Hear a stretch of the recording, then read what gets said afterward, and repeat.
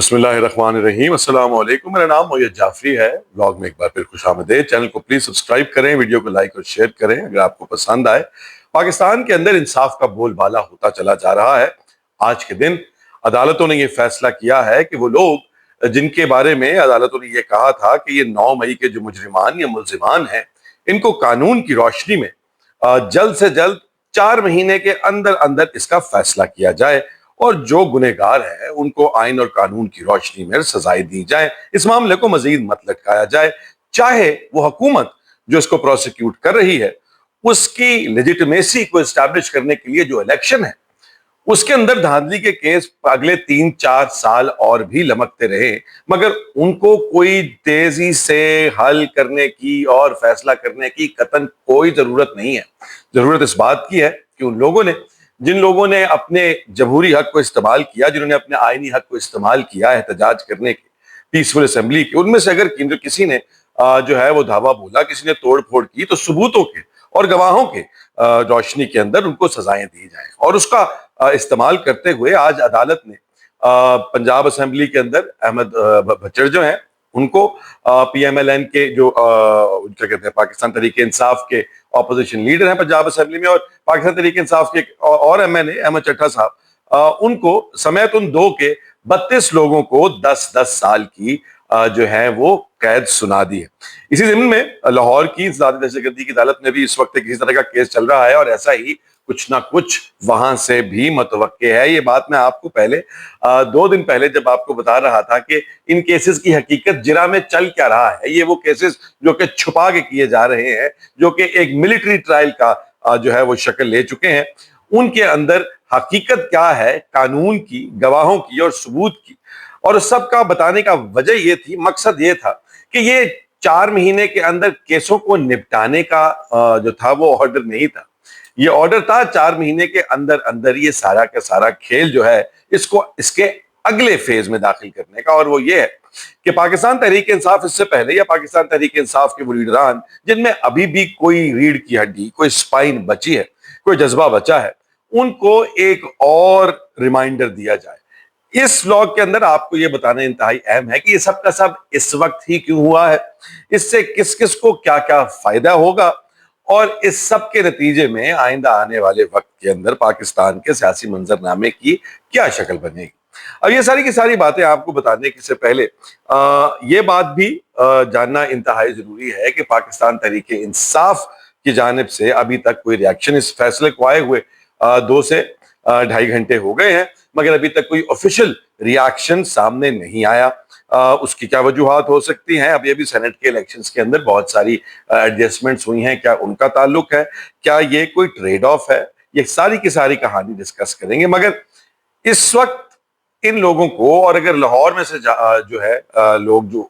اس 9 مئی کے کیسز میں ہیں ان کو سزائیں ہوتی ہیں، تو پھر اس سے پتہ کیا چلتا ہے؟ اس سے پتہ یہ چلتا ہے کہ 2 محاذوں پر حکومت کو اس سے فائدہ ہوگا۔ پہلی بات تو یہ ہے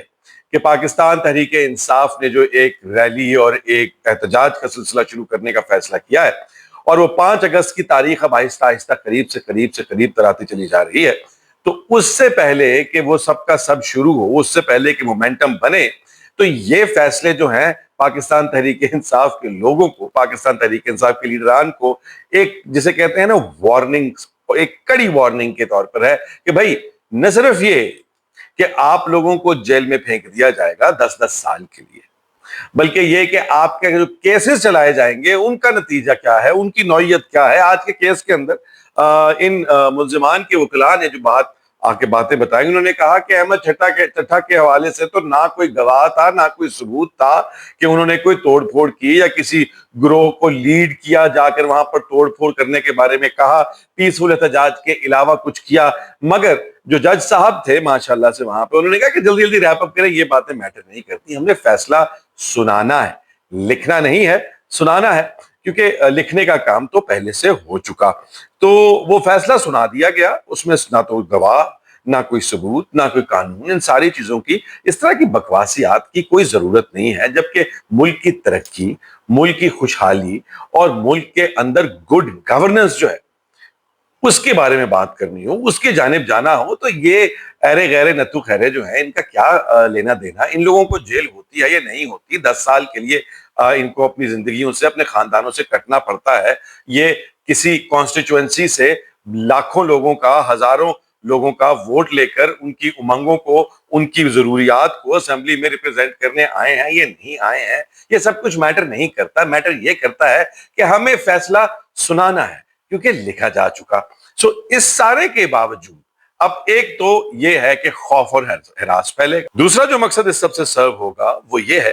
کہ پاکستان تحریک انصاف کے وہ تمام ممبر پارلیمان جو کہ چاہے صوبائی اسمبلی سے ہوں یا وہ آپ کی نیشنل اسمبلی سے ہوں، ان کو 5 سال کے لیے ڈی سیٹ کر دیا جائے گا. ڈی سیٹ مطلب کہ وہ ڈسکوالیفائی ہو جائیں گے اور اس کے بعد 5 سال کے لیے، اور ان کی جو سیٹس ہیں اس پر بائی الیکشن ہوں گے. بائی الیکشنز کا نتیجہ کیا نکلے گا؟ جیسا کہ آپ جانتے ہیں کہ پاکستان کے اندر اس حکومت نے جس طرح سے معیشت کو جو ہے وہ ایسے ڈگر پہ ڈال دیا ہے، لوگوں کی زندگیاں آسان ہو گئی ہیں، لوگوں مہنگائی ختم ہو گئی ہے، پیٹرول کی قیمتیں زمین سے گرنے تو کیا کہیں گڑے میں جا گری ہیں، چیزوں اشیاء خورد و نوش کی قیمتیں بھی جو ہیں وہ بھی نہ ہونے کے برابر ہو گئی ہیں. تو پھر تو آپ میں نظر آ رہا ہے کہ جب بائی الیکشن ہوگا تو اس کے اندر حکومت یا حکومت کے اتحادی جیتیں گے، اور کسی کے جیتنے کا تو سوال اور جواب ہی پیدا نہیں ہوتا. اور پی ٹی آئی والے تو اللہ معاف کرے، ان سے لوگ جتنے تنگ ہیں جیسا کہ آپ جانتے ہیں، اور حکومت کے گن گا رہے ہیں، سڑکوں پہ ریلیاں نکلتی ہیں ہر ویکینڈ پہ حکومت کے نام کے جھنڈے اٹھائے ہوئے اور جو ہے وہ شادیانے بجاتے ہوئے. تو وہ اس سب چیز جو ہے ان ساری باتوں کا ایک سیدھا سیدھا سمبل ہے کہ یہ حکومت وہ بائی الیکشن جیتے گی، اور بائی الیکشن جیتنے کے بعد اپنی اسمبلیوں کے اندر پوزیشن کو مزید سٹرونگ کرے گی اور راہ ہموار کرے گی اس 27ویں ترمیم کے لیے جس کا ہم سب کو بہت بے چینی سے انتظار ہے. اور یہ سب کے سب لوگ جو اس کے خلاف بات کرنے کے بارے میں سوچتے بھی ہیں، یہ سب کے سب راستے سے ہٹا دیے جائیں گے. وہ کہتے ہیں نا کہ یہ جو دیوار سے لگ جاتے ہیں چلتے ہوئے لوگ، آپ کا راستہ ہموار کیا جاتا ہے، تو وہ راستہ بنیادی طور پر ہموار کیا جائے گا. اس سے سب کے لیے ون ون ہے. جو 27ویں امینڈمنٹ چاہتے ہیں ان کے لیے بھی، جو اس کی جو ہے سہولت گری کا کام کر رہے ہیں، سہولت کاری کا کام کر رہے ہیں، فیسیلیٹیٹ کر رہے ہیں، وہ بھی. اور جہاں تک بات ہے کہ یہ دونوں فرنٹس پہ بلکہ تینوں فرنٹس کے اوپر فائدے ہی فائدے ہیں، ماشاءاللہ سمر ہی سمر ہے. اور اس سب کے جو اس کے بعد بائی الیکشن ہوگا تو جیسا کہ میں بتا رہا ہوں کہ ملک کے اندر تو جو حالات اور واقعات ہیں وہ اتنے کمال کے. ابھی پچھلے 24 گھنٹے میں جو آڈیٹر جنرل رپورٹ کی خبر بریک ہوئی ہے، میں کہتا ہوں کہ انسان کی عقل دنگ رہ جاتی ہے کہ یہ ہوا کیسے. اتنا بڑا فراڈ، اور وہ بھی آپ کو آڈیٹر جنرل کی رپورٹ سے پتہ لگ رہا ہے. اور اس فراڈ کا میگنیٹیوڈ یہ ہے کہ تقریباً 250 ارب روپے کا فراڈ کیا ہے. 8 بجلی کی ترسیل ڈسکو جسے ہم کہتے ہیں، انہوں نے اپنا ایک ڈسکو کھول لیا ہے اور وہاں پہ وہ پارٹیاں کرتے رہے ہیں، اور انہوں نے اس سب کے ذریعے ہم سب سے پاکستان کے وہ لوگ جو کہ بجلی کے بل نہ پے ہونے کی، نہ ادا کرنے کی وجہ سے خودکشیاں کر رہے ہیں، پاکستان کے وہ لوگ جن کے اوپر بجلی کا بل ایک عذاب بن کے گرتا ہے، جن کے گھروں کے اندر صفحہ ماتم بچ جاتی ہے، ان لوگوں کو تقریباً 250 ارب روپے کی ایکسٹرا بلنگ کی ہے، یعنی کہ زیادہ بل بھیجا ہے. اور ماشاءاللہ سے 3-4 کمپنیوں نے تو یہ کیا کہ انہوں نے ایک مہینے کے اندر صرف ایک مہینے کے اندر صرف 2,78,000 جو استعمال کرنے والے، بجلی استعمال کرنے والے ہیں، ان کو کوئی 47 ارب روپے کا ایکسٹرا بل بھیجا. اگر اس کو آپ ڈیوائیڈ کریں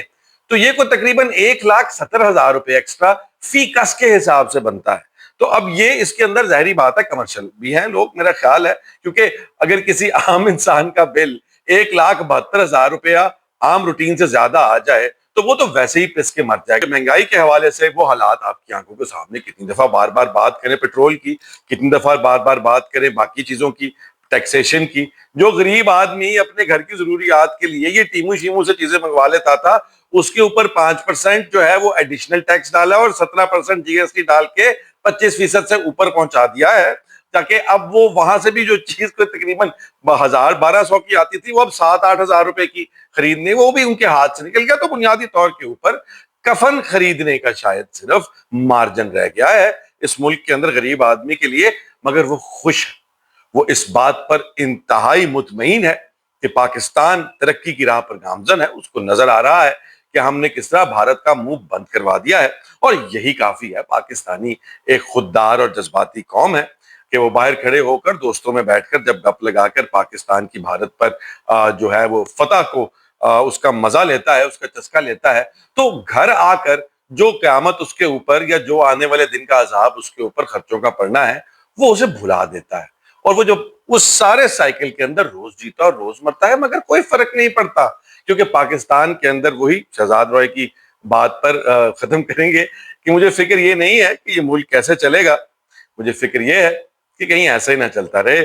کل ملتے ہیں، اس کے ساتھ اس کے بارے میں بات کریں گے۔ خیال رکھیے گا، اللہ حافظ۔